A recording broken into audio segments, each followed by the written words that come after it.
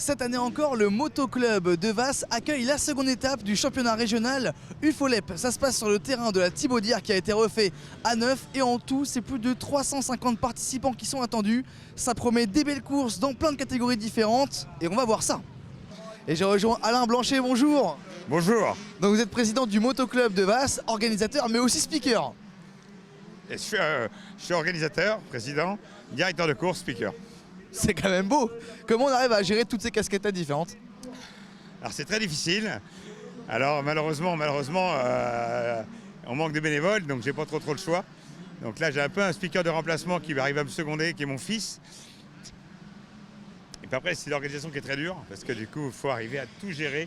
J'ai un directeur de course aussi en assistant, parce que je peux pas tout gérer quand même. Mais dans l'ensemble, cette année, on a quand même fait beaucoup de travaux. On a rasé le terrain, on a fait un nouveau circuit. J'ai appris que ça a été refait à neuf justement. Donc on a passé l'hiver à tout refaire à neuf. Donc on a rasé le circuit, on a gardé la ligne droite de départ. Et la butte qui est en face, tout le reste c'est un nouveau tracé. Ah, vous avez aussi fait un nouveau tracé en fait? On a refait un nouveau tracé. On a rasé tout pour refaire un nouveau tracé. Et on a passé les 6 mois de l'hiver à travailler. C'est beau. Avec juste les personnes du motoclub ou aussi avec des sociétés, parce que c'est des gros travaux quand même? Alors heureusement qu'on a la société Bardet qui nous aide beaucoup. Donc c'est l'entreprise de travaux publics de Vasse qui est avec nous encore tout le week-end. On a tous les engins gratuitement. Donc ça aide beaucoup. Ça aide beaucoup et sinon on a beaucoup de bénévoles quand même. On essaye d'avoir des bénévoles. On a un système pour faire venir travailler les licenciés, les parents de licenciés. Parce qu'aujourd'hui, cet hiver par exemple, on a replanté à peu près 1 km de grillage. Donc automatiquement ça représente des heures et des heures de travail en niveau main d'œuvre. Et puis après il faut toujours être là pour relancer, pour motiver les troupes. Malheureusement le motocross c'est beaucoup de travail, beaucoup d'entretien. Donc un terrain tout neuf pour un bel événement. Donc là c'est une étape du championnat UFOLEP, c'est ça? Voilà, donc c'est une étape du championnat UFOLEP. On fait le championnat Sarthe, Mayenne, Maine-et-Loire. Plus on prend des pilotes régionaux. Parce que moi j'ai des antennes un peu partout en Bretagne. Donc c'est des amis, donc ils adorent venir rouler à Vasse. Donc du coup ça fait un interrégional, on a des gars de la Vienne, on a des gars de la Bretagne qui sont là, qui viennent se joindre au championnat, qui sont hors classement, mais qui participent à la manifestation, et que ça met un peu de piquant parce qu'ils ont un bon niveau, ça motive aussi les pilotes pour monter le niveau. Le but c'est toujours d'avoir un bon niveau sans que ça reste dangereux. Le but c'est que ça soit pas dangereux. Le but c'est qu'on a essayé de faire un terrain justement pour que tous les niveaux s'amusent. On a eu le team Pichon qui est venu, qui a trouvé le terrain super. Donc ça veut dire qu'un champion du monde il s'amuse et puis un amateur il s'amuse. Ça c'est génial. Ouais. C'est le but un peu. Donc l'idée c'est dans tout le week-end, il y a différentes courses pour différentes catégories, c'est ça? Voilà, donc on a l'école de pilotage. Quand vous êtes arrivé, c'était juste après, on avait les petits. Donc c'est 6 ans, 12 ans. Donc là ils sont encadrés par les éducateurs. Après on a 85 cm3, 125. Et après 4 séries open, 125, 250, 450. Une série vétéran, c'est 40 ans et plus. Chez nous ça va de 40 ans à 65 ans à peu près. Donc ça fait que ce week-end, on a 320 pilotes sur le site. Ok. Les courses sont relativement rapides, non? J'ai l'impression. Alors les courses sont rapides parce qu'on est quand même dans les courses amateurs. C'est-à-dire que c'est des séries de 15 minutes plus un tour. Donc 15 minutes et un tour, déjà il faut savoir qu'en motocross, il faut déjà un bon physique pour tenir 15 minutes et un tour. Parce que c'est très physique la motocross? Voilà, ça veut dire que, pour vous dire un truc, hein, les gens qui font le mondial, ils roulent à peu près 40 minutes. Et c'est leur métier, d'accord? Donc pour faire 15 minutes et un tour quand on veut se donner, c'est énorme déjà. Voilà. Vous m'en apprenez une belle, je ne savais pas. Alors vous en tant que speaker, comment on se prépare? Parce que j'imagine que vous devez avoir plein de fiches, peut-être que vous connaissez bien les participants aussi, comment ça se passe? Alors moi je suis un speaker qui improvise. C'est pas mal, c'est bien aussi. Moi je suis un speaker qui improvise, c'est-à-dire qu'il y a des pilotes que je connais. Après moi je fais des listings, du plus petit numéro au plus grand numéro, pour arriver à suivre rapidement, pour retrouver rapidement les pilotes sur la piste, pour suivre la course. Après... moi je fais ça, en fait, j'ai commencé comme ça bénévolement. Je fais ça ici bien sûr, je suis bénévole. Ouais. Mais je m'adapte en fait, je suis un speaker qui prépare pas. Je suis comme ça. Vous êtes sur l'instant T, quoi, sur le moment présent. Voilà. Le but c'est de faire vivre la course, c'est de faire vivre l'événement. C'est-à-dire que moi, quelqu'un qui est à l'autre bout du circuit, il doit vivre ce qui se passe à l'autre bout du circuit. C'est ça le truc. Mais après voilà, c'est que de l'impro. Sur une course de motocross, voilà, on connaît... Et moi il y a plein de pilotes que je connais pas, donc il faut un bon listing. Il faut un bon listing bien réglé. Et après, faut suivre, il faut être rapide. Il faut avoir l'œil qui aille sur le listing, sur la course, sur le listing, sur la course. Bah justement, vous parliez plus ou moins des visiteurs quand vous disiez que les personnes qui sont à l'autre bout du circuit, faut qu'elles aient les mêmes infos que les personnes qui voient bien la piste à ce moment-là. En termes de visiteurs, j'ai l'impression que ça ramène quand même pas mal de monde, non? Alors d'abord, ça ramène du monde parce que c'est gratuit. Ouais. Donc on fait une manifestation qui est entièrement gratuite. Donc, parce que nous, le but, c'est d'accueillir du monde. Et donc, théoriquement, on devrait avoir beaucoup de monde aujourd'hui. Les gens sont curieux, c'est nouveau, il y a un nouveau circuit. Et vous avez pu remarquer, vous allez voir, si vous faites le tour, le terrain est visible partout. C'est-à-dire que quand on est dans le haut du terrain, on voit toute la piste à droite et à gauche. Quand on est dans le bas du terrain, on voit tout le circuit.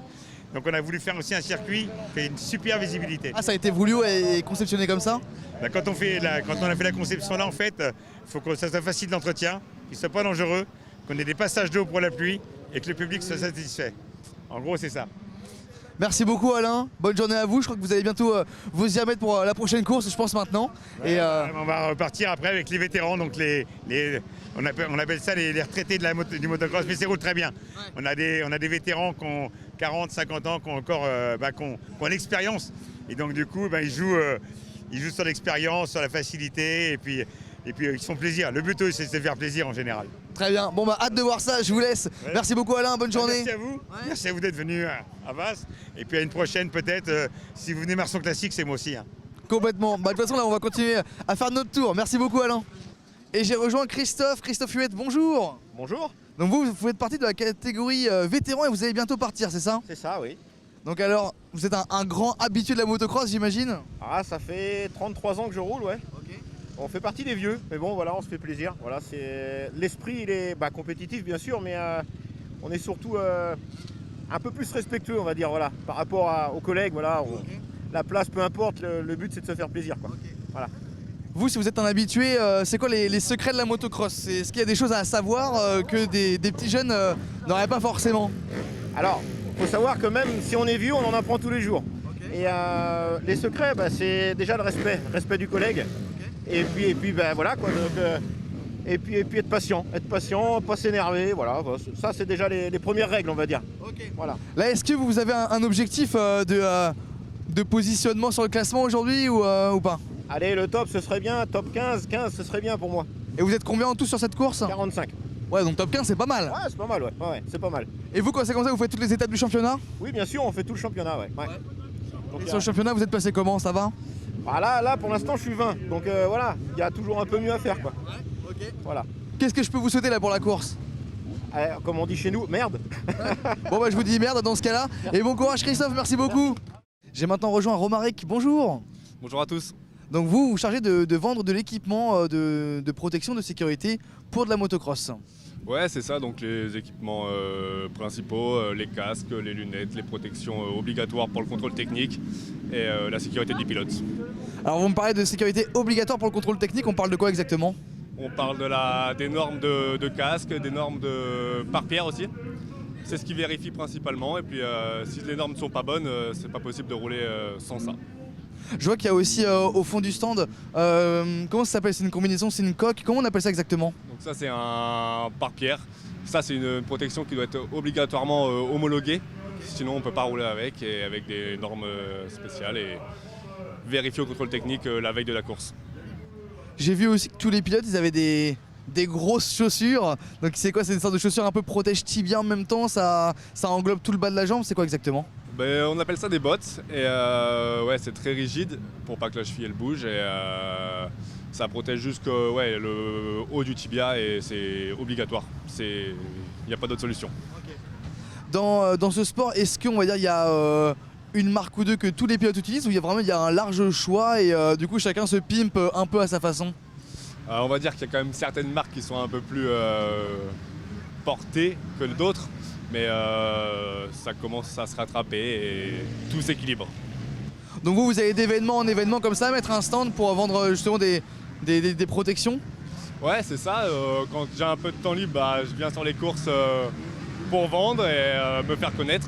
Et c'est vraiment une bonne pub. Et vous m'avez dit que vous faites aussi dans le sidecar, c'est ça? Ouais, c'est ça. Je fais aussi du sidecar cross. J'ai été vice-champion de France.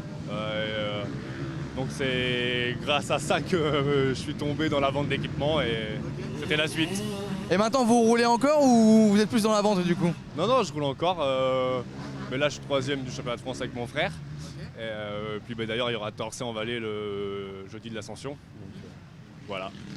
Très bien. Qu'est-ce que je peux vous souhaiter pour la journée, pour la suite, Romaric?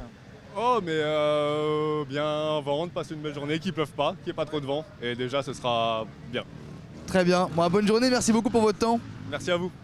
et j'ai rejoint Théo Trouvé, c'est marqué juste ici, et c'est un pilote. Bonjour. Bonjour. Alors, est-ce que tu peux nous parler un peu de ta machine? C'est quoi comme modèle exactement? Alors c'est un 250 SXF, un modèle 2023, donc il a déjà quelques années. Mais du coup pour moi ça me convient et voilà quoi. Du coup, t'as déjà roulé ou pas encore? Là oui, ce matin j'ai fait les essais et essais chrono, donc en série 3 et j'ai le 3e temps du plateau complet. Pas mal. Pas mal, ouais, on essaye. Alors, est-ce que tu peux nous parler un peu justement de ta machine quand il y a des petites réparations à faire? On voit que derrière ça rafistole quelques trucs. Qu'est-ce qu'il y a en fait, on va dire, à modifier et à peaufiner? Alors là la moto elle est niveau moteur, elle est je dirais full origine.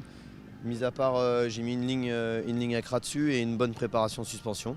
Une ligne Accra? Ouais c'est ça, donc si on voulait on peut faire le tour. On change la ligne du coup sur les motos pour avoir un petit peu plus de performance.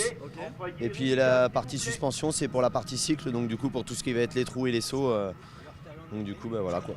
Tu fais ça depuis que t'es tout petit, la motocross? J'ai eu ma première moto à 2 ans et demi, donc dès que j'ai su faire du vélo sans roulette, je me suis mis à la moto. T'es tombé dans la marmite étant petit quoi. C'est ça, ouais, ça fait 20 ans que je fais de la moto du coup. Et donc comment on évolue justement de modèle avec le temps? Il y a des modèles pour chaque taille d'enfant et d'adolescent, etc. Ouais c'est ça, donc j'ai commencé avec moi une petite pocket, après quand on commence en club, donc c'est à l'âge de 6 ans, c'est en 50 cm3, 65, 85, 125, 2,5. Et puis bah après bah voilà quoi, 4,5 quand on grandit un petit peu plus. Mais les années on les fait souvent nous avec le club, on est une école de conduite, donc moi je suis formateur aussi, donc je forme les plus jeunes pour pouvoir évoluer et puis monter en cylindrée. Voilà. Moi je me demande quand il y a une course, typiquement les courses qu'on a pu voir de environ 10 minutes, un quart d'heure, est-ce que tout le monde doit rouler à peu près sur le même modèle? Il y a une sorte de châssis obligatoire ou comment ça se passe?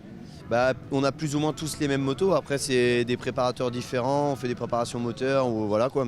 Mais de base on achète tous les mêmes motos quoi, de marques différentes, mais non ça reste à peu près standard. Par catégorie, du coup moi en 2,5 on est en MX2, après il y a les 4,5 en MX1, les 125 qui sont donc dans le 125 jeunes.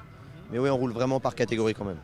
Quand on voit qu'il y a certains pilotes qui font des sauts, parce qu'il y a des endroits dans le circuit justement qui sont faits pour, comment on l'appréhende? C'est plus on a d'expérience, plus on est serein, donc plus on se lance ou... Oui je pense que c'est avec l'expérience où l'expérience fait qu'on va aller plus ou moins vite sur la piste. Ouais. La technique aussi. Voilà. Merci beaucoup Théo. Merci à vous. Et à la prochaine et bonne course du coup. Merci, bonne journée. Bon, on en a appris un peu plus sur la motocross, maintenant on part à bonne étape pour un sujet un peu plus nature, le marché de printemps. C'est parti.